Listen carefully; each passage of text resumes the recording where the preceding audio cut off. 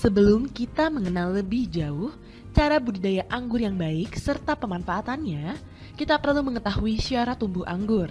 Hal ini karena berhubungan langsung dengan bagaimana pohon anggur akan tumbuh dan berkembang biak dengan baik. Syarat tumbuh anggur. Anggur biasanya tumbuh pada ketinggian 25 hingga 300 meter di atas permukaan laut, suhu 25 hingga 31 derajat Celcius, kelembapan udara 75 hingga 80%, intensitas penyinaran 7-8 jam per hari, 3-4 bulan kering, curah hujan 800 mm per tahun, dan tipe tanah merupakan liat berpasir, atau yang sering kita sebut aluvial dan grumusol, dengan pH tanah 6-7. Namun, tidak usah berkecil hati, karena pohon anggur sangat mampu beradaptasi dengan jenis tanah apapun yang memiliki sifat gembur, remah, subur, dan berdrainase baik. Selanjutnya, kita akan mengetahui langkah-langkah dalam budidaya anggur yang baik di pekarangan rumah. Yang pertama adalah persiapan lahan. Bersihkan lahan pekarangan rumah dengan cangkul hingga tanah menjadi gembur.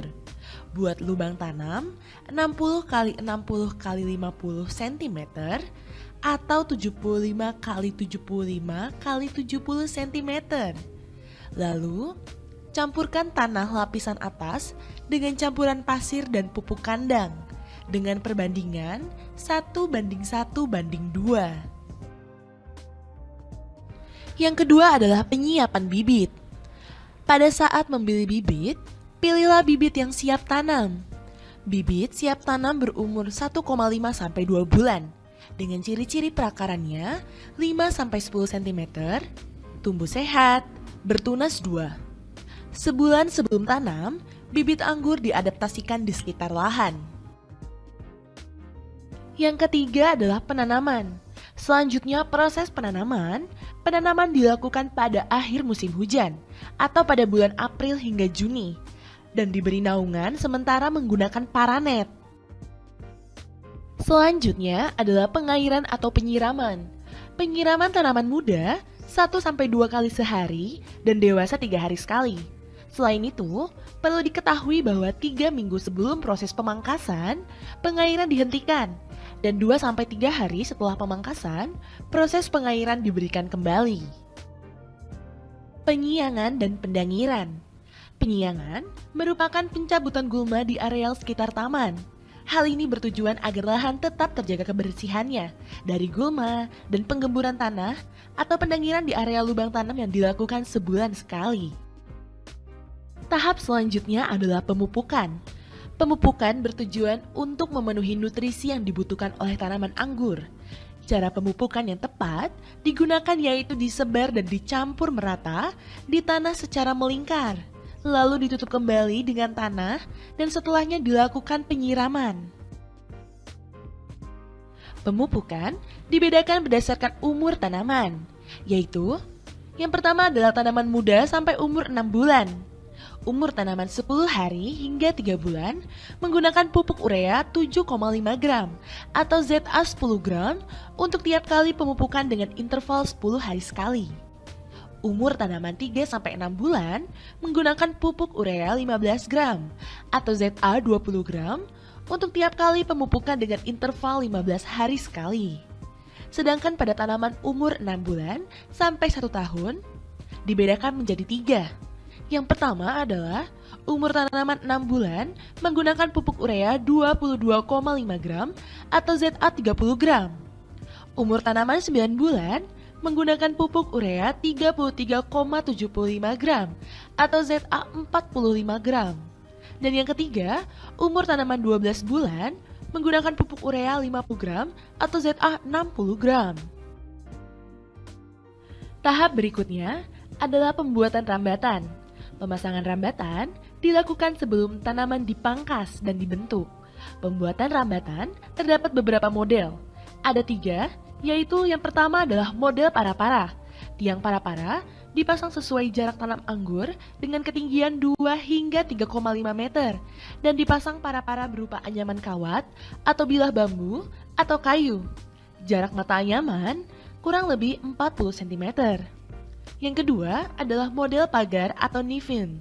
Dibuat berbentuk pagar, jarak antar tiang 3-5 meter, dan ketinggian 150 hingga 200 cm. Hubungkan dengan kawat yang dipasang mendatar sebanyak 2 hingga 3 jajar. Kawat pertama di bagian bawah letaknya 60 cm dari permukaan tanah, dan kawat di atasnya berjarak 70 cm. Yang ketiga adalah model perdu, berhon atau kayu biasa.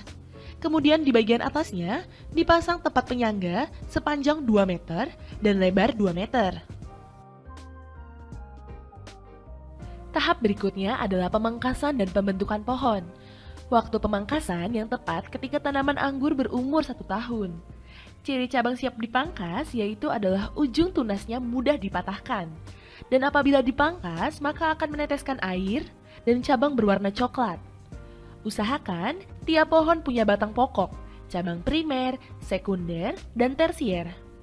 Pohon batang tanaman setinggi para-para sehingga tumbuh tunas baru.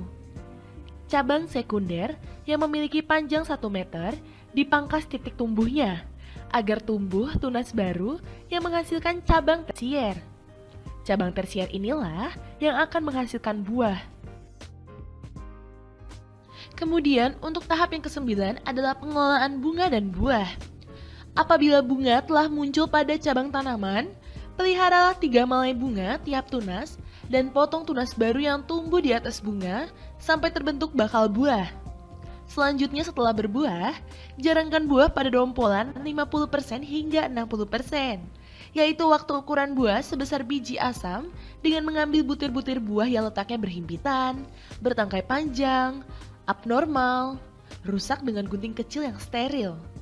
Jika musim hujan, pasang atap plastik putih pada para-para dan bungkus buah dengan kantong plastik atau kertas semen. Tahap ke-10 adalah pengelolaan hama dan penyakit. Berikut jenis-jenis hama dan penyakit yang biasa menyerang tanaman anggur. Untuk pengelolaan hama, yang pertama ada kutu Phylloxera atau Phylloxera vitifolia, menghisap cairan akar dan daun.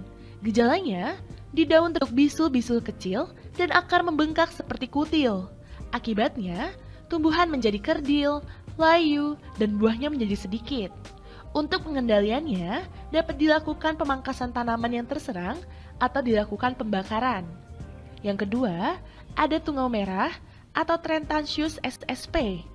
Bercak-bercak kuning pada daun dan berubah hitam. Akibatnya kerdil dan buah berkurang. Yang ketiga, ada ulat kantong atau Mahasena corbeti. Memakan bagian atas permukaan daun, sehingga terjadi lubang-lubang kecil pada daun.